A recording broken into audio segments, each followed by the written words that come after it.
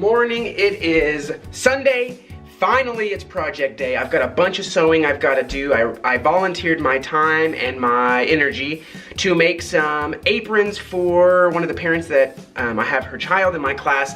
She works at the state home and would love some aprons for the adults that she works with when they do painting and projects and stuff. And so since I picked up sewing last year, I thought I'd help out. So we got a bunch of sewing to do. Let's go.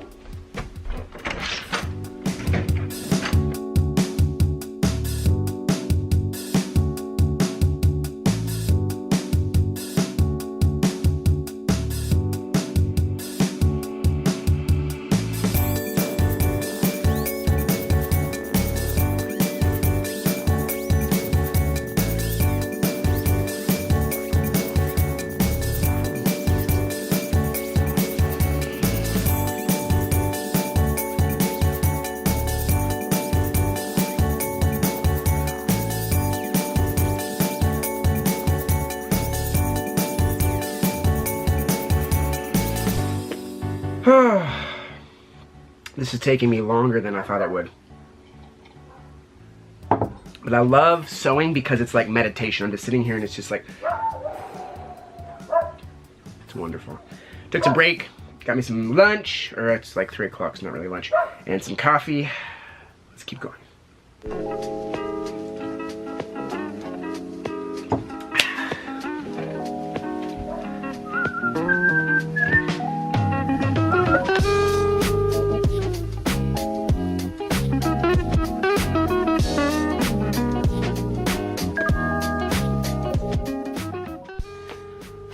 Alright, I definitely did not finish. I've got the 10 aprons done. I totally forgot how long it takes to make the straps. You've got to do 3 stitches per strap, so it adds up to a lot of time. Anyway, I was really hoping to get all these done today, but time is up. I gotta go home. Not home. I am home. I gotta go in the house, eat some dinner, and do my Ask Aaron Anything. So, next time. Can we both wear black? Maybe. Oh, close. I got fuzz all over me. All right. Welcome to another edition, special edition of Ask Aaron Anything and Ask Elizabeth Anything. Several people commented when I asked for feedback that they like to see Elizabeth make a guest appearance. So, here she is. Yeah. Making more of an appearance in the vlog. All right. Debbie Blinko asked, Elizabeth, what did you think when Aaron started YouTubing? And how did you both meet? When Aaron started YouTubing, it was in the middle of the summer when I was full-fledged in my proposal process. So I was doing work and he was trying to find something to occupy his time, and he did a really great job. He gets really bored really easily, so he just found a new skill, and it was really hard to get used to at first. I think he started his first vlogs on vacation with the whole family, and we had to get used to a camera constantly around, but it turned out to be great. We got great footage of all that, and I let him keep doing it because... Let me keep doing it. Married people, you understand this right now. Well, he's really honing his skills for when we have kids, so it'll be great when we have kids and he can make all the mini movies, and he's gotten really good at it, so that'll be really fun once that happens. Exactly. And number 2 was, how do you both meet? Very fast. I met Aaron when I was in line at Starbucks, and I was buying coffee for my whole cohort, and Aaron was flirting with me and I flirted back. And then I saw him 2 months later and we flirted again. He gave me his number on like a little receipt. And that's history because we ended up dating right after that. That's true. And our first date, I drove down to San Angelo and met her parents, and all of her friends, and we went to a wedding. So we packed like a month of dating. Carrie's wedding. Into one day. All right. Amanda Starzinski. Elizabeth, how Amanda. Sorry, I'm waiting for it. How do you stay engaged and invested in all the political mayhem going on right now without feeling overwhelmed and emotionally exhausted? I am Aaron can overwhelmed. answer too, but I really want to hear Elizabeth's answer. I am totally overwhelmed and emotionally exhausted. I've cried probably every single day because something is terrible, but just because it's overwhelming doesn't mean we can't be involved. and every time I hear everything new, it just makes me even more angry, but not necessarily angry, just kind of more on fire about it. And so it's just trying to not bash Trump because I want to so badly, but to really inspire more people to actually act out, because the only thing that we can actually do about this now at this point is to call our senators, call our representatives, make sure that people know that we don't agree with this, write all the letters, do everything we can. I mean, we have to actually be a people and rise up. So, and rise up by doing the political process, writing, calling, sharing it with like-minded people. It's really, really overwhelming, but that doesn't mean we can stop. We have to keep going. I don't know. Thanks, Amanda. It is really hard. I agree. I think that it's important to use the process, that he is our president, and so I don't want a repeat of what happened with our old president where people doubted his presidency. He is the president, and you just have to use your voice to be vocal if things you don't agree with. Okay. Kate Hand asks, Aaron, what do you put in your smoothies every morning? I have a vegan smoothie mix that I put in there, and then frozen spinach and almond milk. The frozen spinach is great because you don't have to use ice, and it makes the smoothie cold. All right, now going on to the YouTube questions. Matt Hawley, number one, how do you balance your time with your kids and spend on technology? How do you choose what is done with a screen and what is not?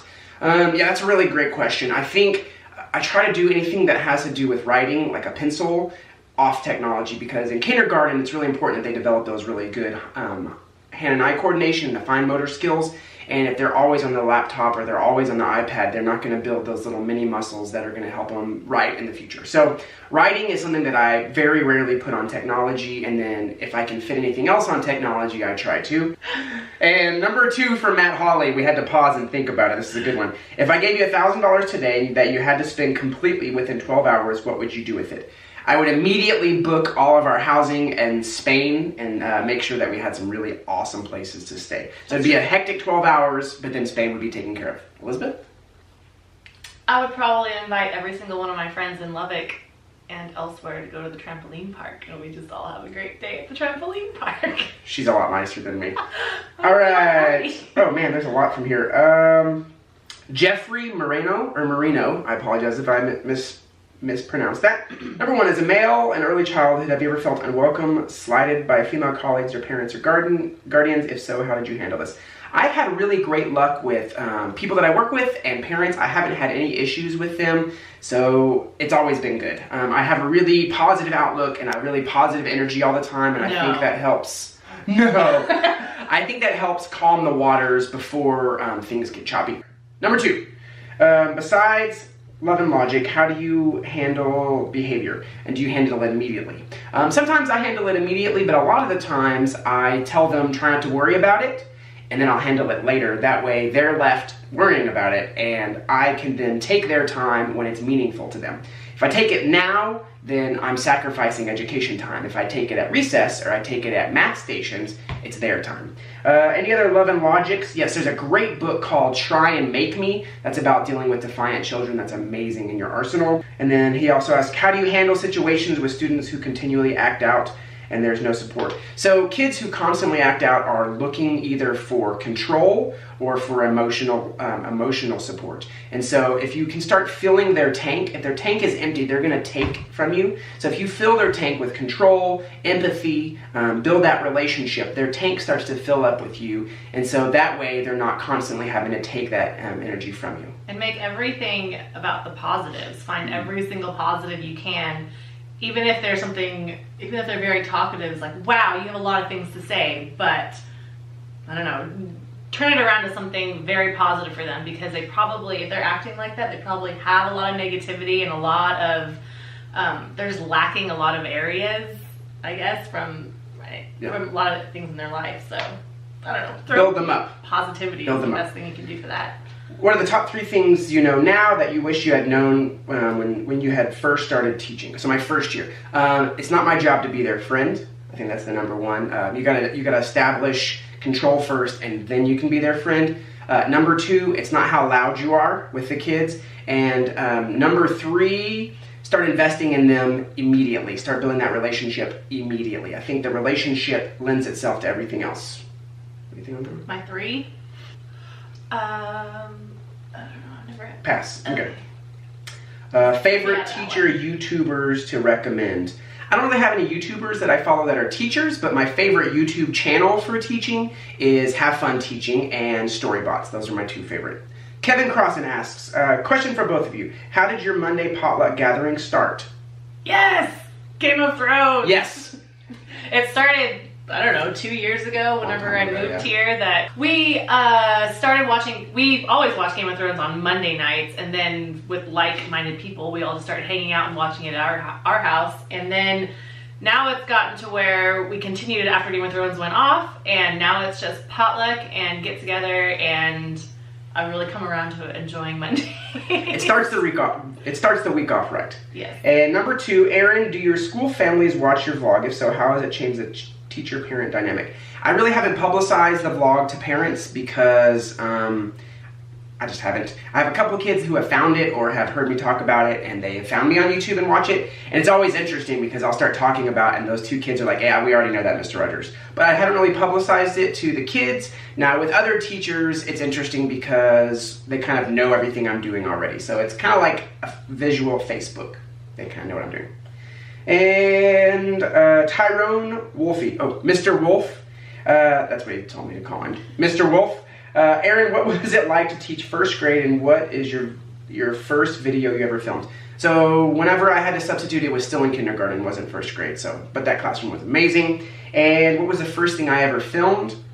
For the vlog, I think the first thing I ever filmed was me riding my bike or skateboard, one of the two. And then the first thing I ever put on YouTube is some videos from Ireland. And Kelly Rye asks, this is my first year as a DI coach. Can you talk about the actual competition day, what to expect? It's amazing. Those of you that don't do Destination Imagination, you should get into it. Competition day, the kids are excited, the people are excited, and expect parents to be a little on the edge, so be kind to the parents. They've been putting all of their time and energy in this for the last 6 months, so just give them some slack. When it comes to the competition, it's very easy. Just follow along with the person who's in charge. They'll guide you through it. There's lots of people there that have a lot of experience, so don't be nervous. Elizabeth got to do it too, but she doesn't. I didn't coach, I appraised. And I would say the other side is just be patient with the new appraisers, because sometimes we're new and we don't know all the rules entirely, but we want to be involved and be supportive. So be patient with the chaos that's going to be happening. It's really fun. That's a good one. All right, well, that is all the questions. Hopefully I answered those to the best of our ability. If you need any clarification or if you have any more questions, please post those down below and I'll try to clarify any of the answers. Thanks for joining me on my good, because I need a refill. Ask A&E everything, anything, anything, not everything. Don't ask us everything, just anything. This video is going to be very long, so we got to cut it now. So thanks for tuning in. See you tomorrow. This is part of the sign. See you tomorrow. I'm getting a refill. And as always, if you like the daily videos and you want to help support, like, comment, and share, click up here for yesterday's, click down here for some random video, over here if you haven't subscribed, and follow me on social media. See you